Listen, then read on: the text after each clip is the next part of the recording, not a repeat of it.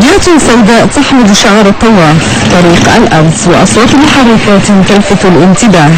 إنه من رواد الدراجة المارية الذين حلوا بإفران، هاجسهم الاكتشاف والمغامرة.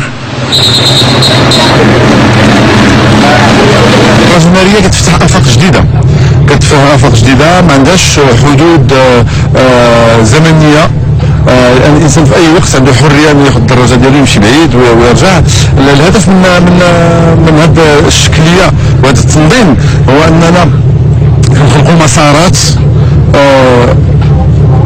نسميوها اكاديميه، اللي يجب على كل رائد الدراجات المغربيه اكتشافها بواحد التوقيت زمني.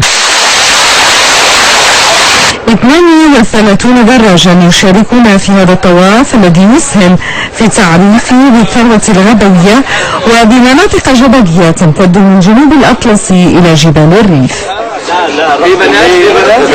حبينا نشارك إخواننا في موروكو رايدر رحلتهم الجميلة الرائعة، وجينا كمان نعرف